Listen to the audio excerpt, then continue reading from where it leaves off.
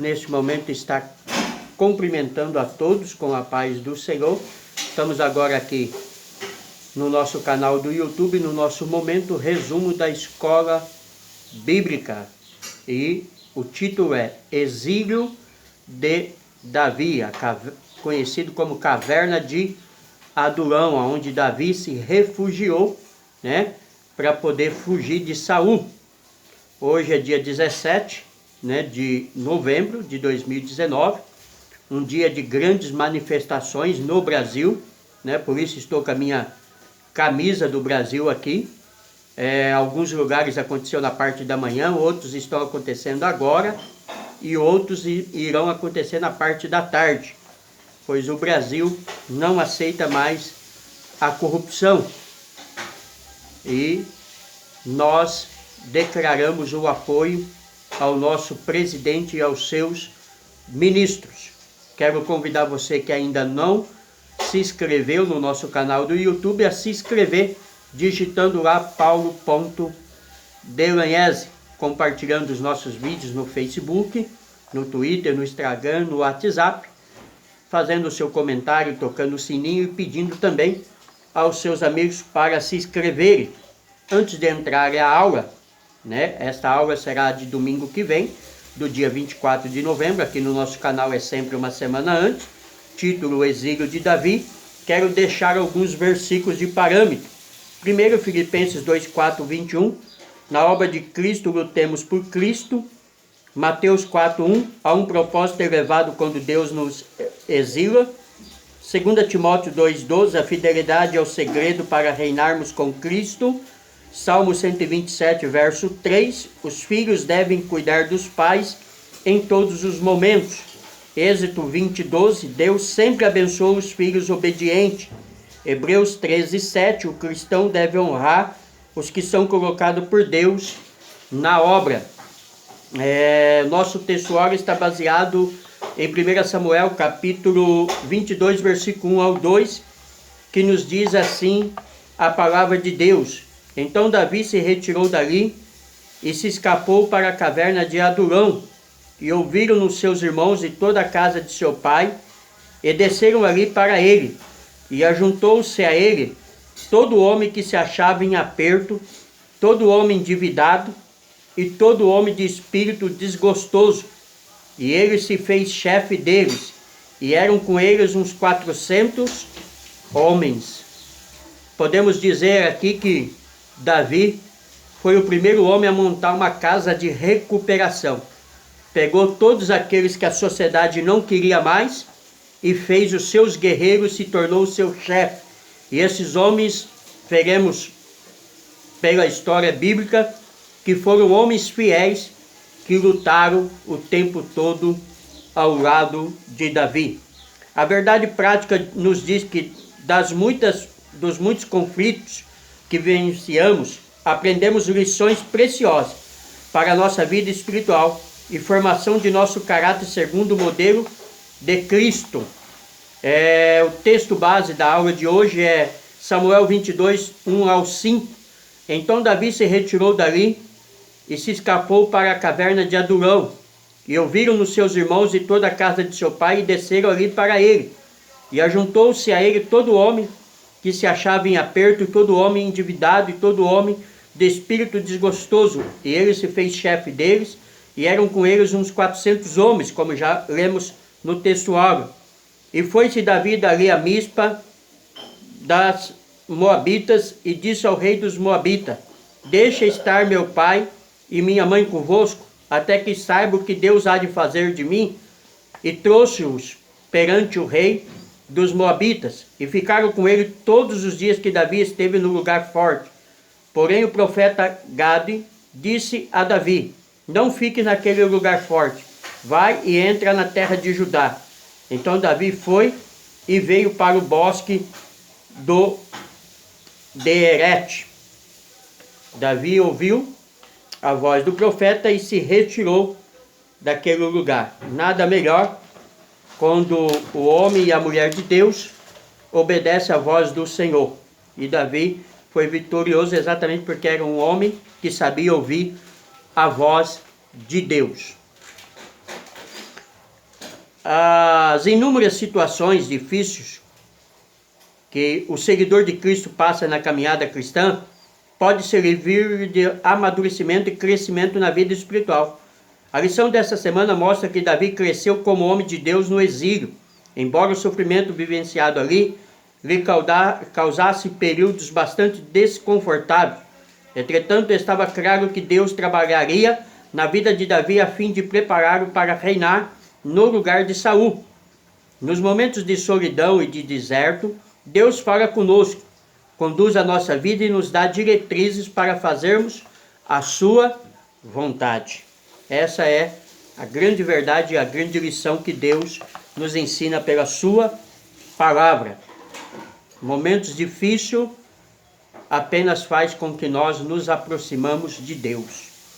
A introdução da aula de hoje nos diz que nem sempre as vivências marcadas por situações traumáticas podem ser vistas como negativa. Por vezes, ela serve para tirar as cascas das aparências, a infertilidade, o esquecimento de nós mesmos, a fim de nos levar à essência real da vida. O exílio fala de expatriação forçada ou livre isolamento social, solidão. A conotação nem sempre é pejorativa, pois nas escrituras sagradas o exílio recebeu conotações positivas e negativas. Todas as vezes que Deus quis tratar com os seus servos, Deus o chamou ao particular. Jó passou pelo exílio do sofrimento, Elias passou pelo exílio do deserto, João Batista viveu no exílio do deserto e o próprio Senhor Jesus também passou pelo deserto. Moisés passou pelo deserto, Paulo, o grande apóstolo do Senhor, passou pelo deserto. Porque comigo e com você seria diferente. O exílio pode ser o lugar onde nosso caráter será testado, onde nossa própria identidade será descoberta, onde nossa lucidez mental e espiritual terá a sua aurora. Provérbios 4:18. A caverna de Adulão não será apenas o exílio de Davi, mas sim o lugar que moldará o seu caráter, preparando-o para uma missão maior, a liderança de Israel. Tópico 1. As características do exílio de Davi.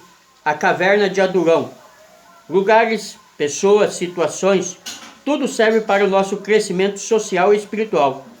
Davi deixa o território e vai para uma região que conhecia muito bem, a caverna de Adulão. O nome Adulão quer dizer refúgio. Era assim denominado por causa de uma cidade em suas proximidades, situada na Cefala, planície de Judá, distante de Jerusalém, aproximadamente 26 quilômetros ao sudoeste e 20 quilômetros ao sudeste de Gade. No período dos patriarcas tinha sido uma cidade cananeia, Gênesis 38:1, e na época das batalhas de Josué, quando da ocupação da terra, ela foi capturada, Josué 12:15. Houve fatos importantes na caverna de Adulão. Ali ela foi fortificada por Roboão, 2 Crônica 11:7. Depois do cativeiro foi recuperada pelos filhos de Judá, Neemias 11:30. E sua existência foi comprovada nos dias do profeta Miqueias, Miqueias capítulo 1:15. Hoje ela é chamada de Aimemá, Então aí está o que é e o que era e o que foi a caverna de Adulão. Os exilados da caverna de Adulão. Muitos se dirigiam para ali a fim de fazer campanha a Davi. Primeiramente seus irmãos e toda a casa de seu pai, posto que estavam ameaçados pelo rei Saul, devido à ligação com Davi. Outros que foram à procura de Davi na caverna eram os homens que se encontravam em dificuldades. Como Davi conseguiu firmar sua liderança nessas condições? É uma pergunta, Porque geralmente nós, queremos trabalhar com pessoas que estão bem. Mas Davi pegou tudo aquilo que era escória da sociedade, tudo aquilo que ninguém queria ao lado dele. Davi fez desses homens seus guerreiros, seus homens de confiança. Na verdade, não foi apenas uma ação sua. Todos que se juntaram a ele estavam ansiosos por uma existência mais favorável. Davi treinou esse grupo aparentemente sem sucesso, obteve êxito, pois todos ali buscavam uma vida melhor. Tinham os mesmos ideais e, sendo assim, mantiveram-se fiéis a Davi, fazendo de tudo pelo seu líder. 2 Samuel 23, 8 ao 39. Você pode conhecer melhor sobre essa história desses homens na caverna de Adulão ao lado de Davi. Os cristãos, como soldados reunidos por Cristo, devem lutar com os mesmos objetivos, não tendo cada um sua própria prioridade, mas a de Cristo. Filipenses 2, 4, 21. Se esse for o Espírito, Deus dará o sucesso e o crescimento da obra. Ou seja, quando estamos na vontade do Senhor e na direção do Senhor e fazemos pelo Senhor, somos abençoados e a obra que fazemos também é abençoada. O simbolismo da caverna de Adulão. Foi ali que os dons de Davi como líder foram postos em prática. Ele treinou e preparou 400 homens para lutar no dia a dia, e não demorou para que esse número subisse a 600 homens. Isso quer dizer que todos quanto vinham ter com ele não eram rejeitados. Davi é o modelo de líder que recebe homens angustiados pela vida para torná-los capazes para o serviço, né? Então, o líder verdadeiro, ele sabe trabalhar o caráter das pessoas. Não importa se ela é ex-drogado, ex-alcoólatra, assassino, ladrão, né? Ou qualquer outro crime que ele tenha cometido, homossexual, lésbico. O homem de Deus e a mulher de Deus sabe trabalhar com essas pessoas e usá-los na obra do Senhor. A grande lição de Davi para esses homens é que os que desejavam reinar com ele deveriam aprender a sofrer com ele, visando sempre o reino de Deus. No simbolismo espiritual, podemos comparar Davi a Cristo. Nosso Senhor se dirigiu aos miseráveis, aos cansados, aos oprimidos, aos amargurados, aos publicanos, aos pecadores, e todos foram transformados pelo seu poder e passaram a fazer parte do seu reino. Mateus 11, 28 ao 29, versículo 29, também, Lucas 15, 1, Mateus 22, 9 e 10, assim quem deseja reinar com Cristo, precisa também sofrer com ele. 2 Timóteo 2, 12. Então Cristo transformou homens e mulheres, né, pecadoras, prostitutas, mendigos, leprosos, né, publicanos, fariseus, né, em homens de Deus que quiseram, né, ter a sua vida transformada. Vamos entender dentro do subsídio didático pedagógico o que é um pouco mais sobre a caverna de Adulão. Exílio. Basicamente a palavra refere-se à expatriação forçada de alguém por causa de uma perseguição do estado ou local em que essa pessoa passará a viver. Ou seja, Davi foi para a caverna de Adulão porque Saul queria matá-lo. Muitos hoje, missionários, né, países muçulmanos, países que não aceitam o cristianismo, vivem também nas suas cavernas de Adulão. Muitos se escondem por amor a Cristo e para poder pregar o evangelho, para transformar vidas, né? Então, caverna de Adulão sempre existirá na nossa vida. Tópico 2. Davi e o amor com os pais. Protegendo seus pais. Não é conhecido apenas como um grande líder, Davi, mas também como um bom filho. Ele teve todo o cuidado especial para com seus pais. Foi até Moabe porque sabia que eles precisavam de um lugar seguro para habitar. E desse modo estavam se afastando dos territórios de Saul. Há propósito especial em Davi procurar Moabe, né? Diversos escritores afirmam que isso se deve aos laços familiares através de Ruth, que era a avó moabita de Jessé, pai de Davi, né? Todo mundo conhece a história de Ruth. Ruth era uma moabita, né? Nora de Mara, né? Nora da mulher que havia perdido os filhos, marido, né? E que casou com Boaz e que se tornou, né, ali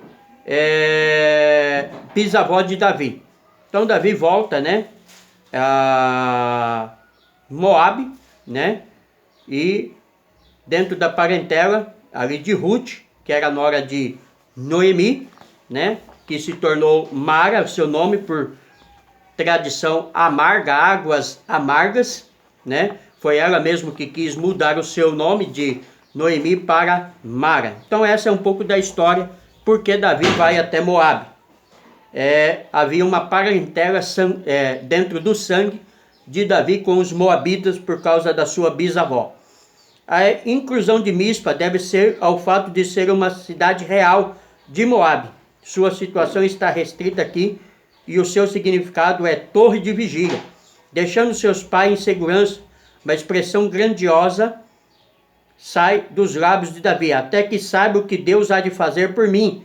Davi ama a Deus, tinha grande amor e carinho pelos seus pais e não se descuidava de seus companheiros de luta, né? Davi foi um homem fiel a Deus e aos seus soldados.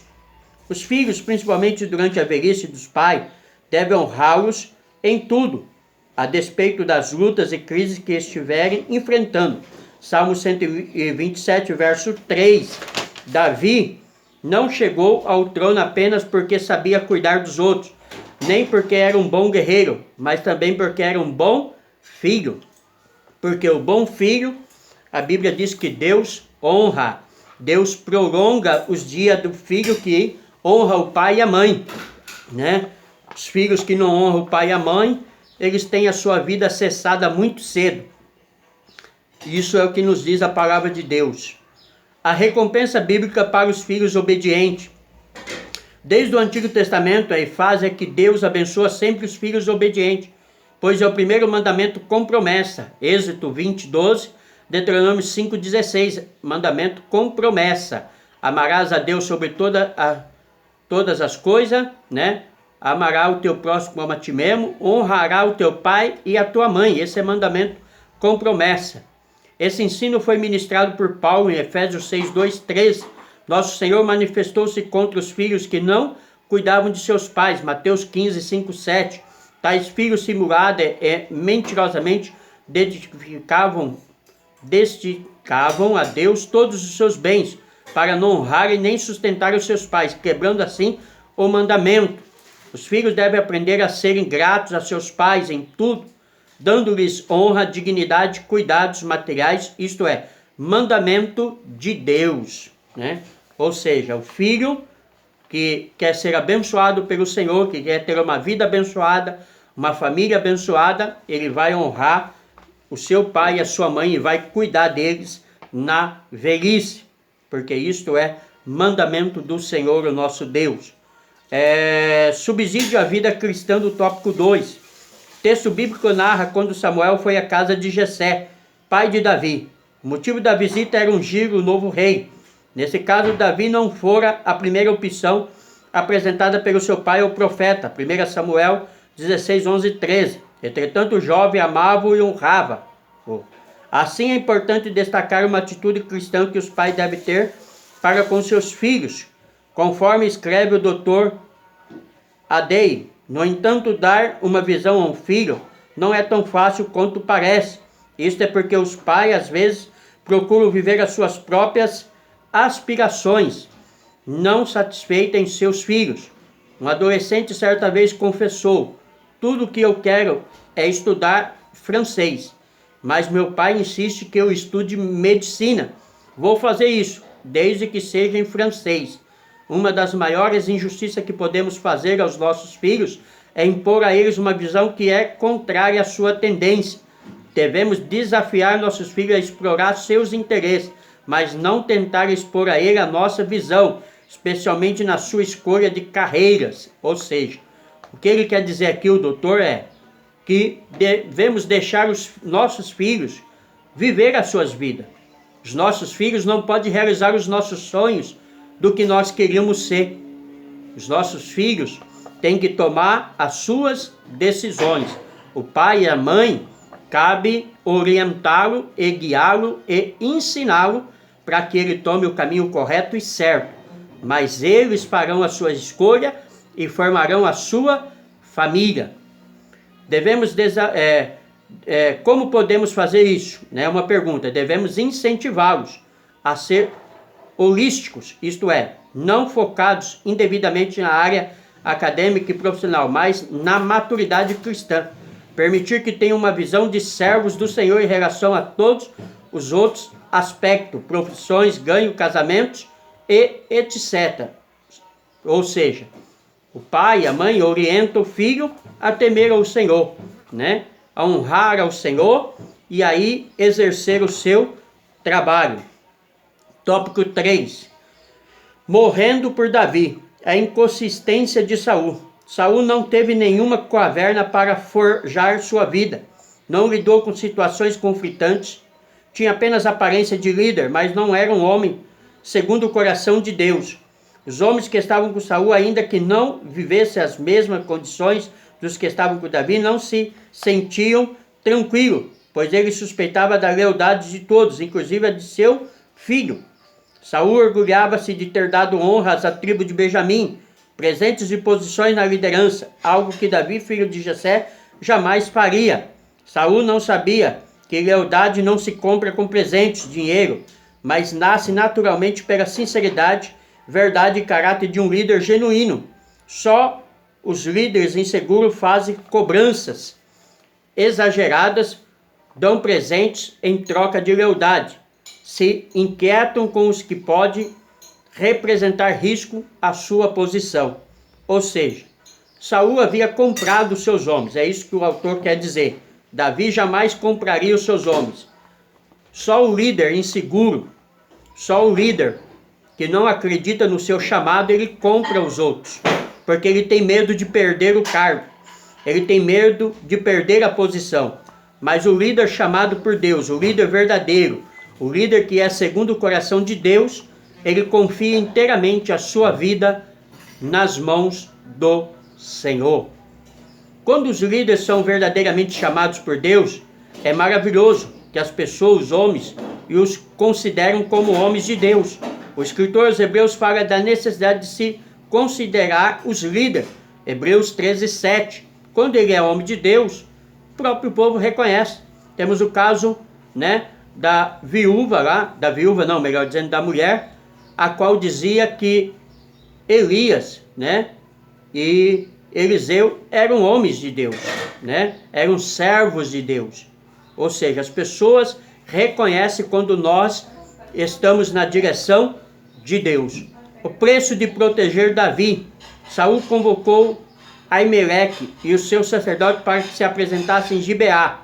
Não houve da parte de Abimeleque reação nervosa. Ele se declara limpo, pois tinha consciência de que apenas ajudara Davi por ter em grande consideração e por saber que era um soldado da confiança de Saul, aliás, da família real, genro do rei. Apesar dessa declaração sincera, Saul considerou um ato de traição, pois Abimeleque havia ajudado Davi, não informando ao rei os seus movimentos. Assim, ele e seus companheiros deveriam morrer. Tal era o desvio de Saul, né?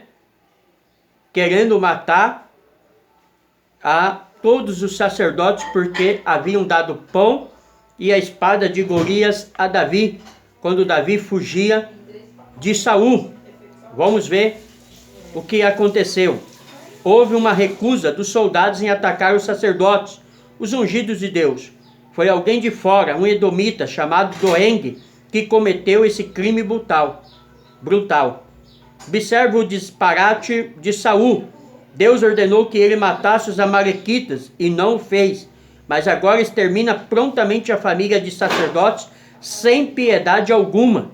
Apenas um filho de Aimeleque, Abiatar, sobreviveu. Salvou o Espírito Santo e foi ter com Davi. 1 Samuel 23:6. A amizade entre Davi e Abiatar foi duradoura ao longo de todo o seu reinado. 1 Reis 2, 26, 27. Pois a família de Abiatar morreu para proteger Davi. Veja a situação desta calamidade, desse desvio total de Saul.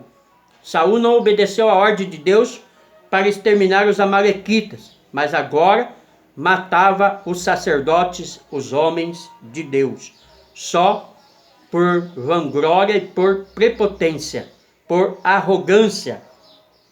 Olha o que aconteceu. A sina de Doeg. Alguns estudiosos acreditam que o Salmo 52 foi pronunciado por Davi, predizendo o destino de Doeg. Davi inicia o Salmo mostrando que o ímpio ama a malícia e despreza a bondade de Deus. caráter do ímpio é descrito pelo salmista assim: sua língua intenta o mal. Provérbios 10, 31. Traça enganos. Jó 15, 35. Despreza o bem e ama o mal. Jeremias 9, 4, 5.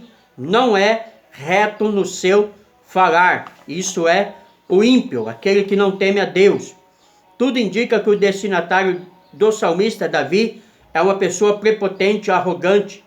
Sua língua era usada como arma para revelar o que estava dentro do seu coração perverso.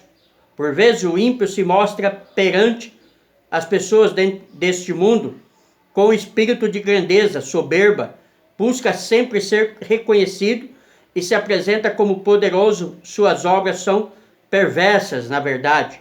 O salmista deixa claro que Deus punirá esse ímpio arrogante. Note que isso será feito de modo poderoso e pode ser visto pela presença do seguinte verbo bíblico: destruir, arrancar, arrebentar, desarraigar. O ímpio pecador será varrido da face da terra.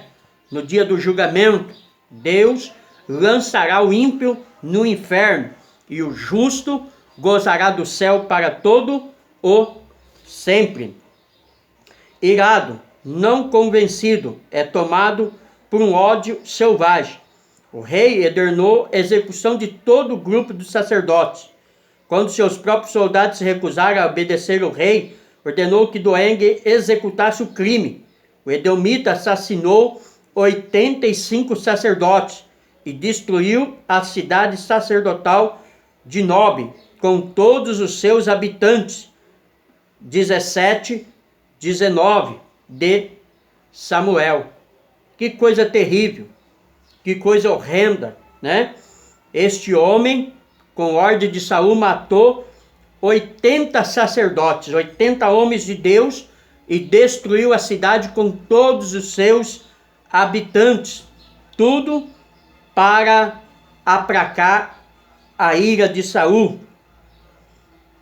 Existe um vívido contraste entre a recusa dos próprios homens de Saul e a perversa disposição de Doeg, o que ressaltou a atrocidade de acontecimento. Vestiam éfito de linho, ou seja, eram sacerdotes do Senhor. Os de peito, 19, eram bebês de colo. Abiatar, um dos filhos de Ameleque, conseguiu escapar do massacre e fugiu ao encontro do grupo de Davi, a quem relatou o brutal crime que Saul incitara. Samuel 20, 21. O filho de Jessé foi tomado pela tristeza e contou a Abiatar sobre o seu modo quando o reconheceu. Doeg e Nob, durante a sua primeira e precipitada fuga. Samuel 21, 9.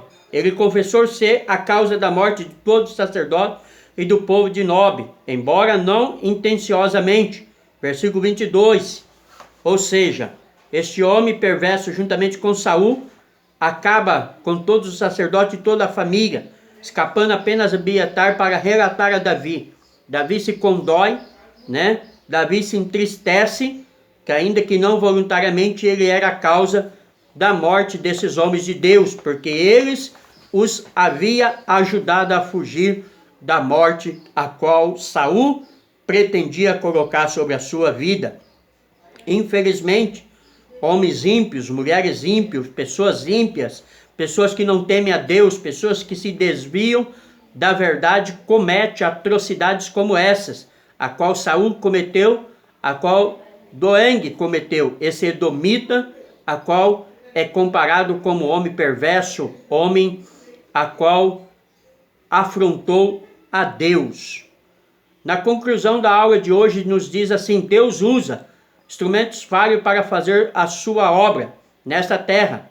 Como disse Paulo em 1 Coríntios 1, 28, e Deus escolheu as coisas vis deste mundo, e as desprezíveis, e as que não são, para aniquilar as que são. Antes, porém, esse instrumento deve ser trabalhados, forjados, pelo auxílio do Espírito Santo, a fim de que sejam vasos de honra no trabalho do Senhor. Essa é uma mensagem muito boa, já preguei algumas vezes. 1 Coríntios 1, 28. Deus escolhe aqueles que não são para aniquilar as que são. Eu e você, se for analisar a nossa vida, Não tínhamos direito de ser escolhido por Deus. Mas Deus nos escolheu como escolheu vários homens e várias mulheres na história, continua escolhendo e vai continuar escolhendo. Basta que nós estejamos dispostos e queiramos, entregar a nossa vida ao Senhor, nas mãos do Senhor. Basta que façamos a vontade do Senhor. Ele estará pronto a estender as mãos sobre nós. Ele estará pronto a nos ajudar, a nos fortalecer. Mas precisamos estar com o nosso coração voltado para o Senhor. Precisamos estar com a nossa vida no altar. Amém? Deus abençoe a todos. Pastor Paulo Delanhas de São Paulo, Jundiaí. Quero convidar você que ainda não se inscreveu no nosso canal a se inscrever. É muito simples. Ao receber este vídeo, este link, clique em abrir. Quando ele abrir, ao lado dele está escrito se inscrever. Clique em se inscrever, faça o seu comentário, toque o seu sininho, envie aos seus amigos no Facebook, também no WhatsApp, peça para eles se inscreverem. Nosso canal é um canal de estudos, louvores e mensagens edificantes. Estamos chegando à marca de 700 vídeos, Temos vídeos na área da família, somos palestrantes na área de casais. Quer nos convidar para uma palestra na sua igreja? Pode nos convidar. Também na área das seitas heresias, Somos palestrantes em defesa da fé. E toda semana como essa temos aqui, o nosso vídeo do nosso resumo da escola bíblica. Amém? Deus abençoe a todos. Até o nosso próximo vídeo.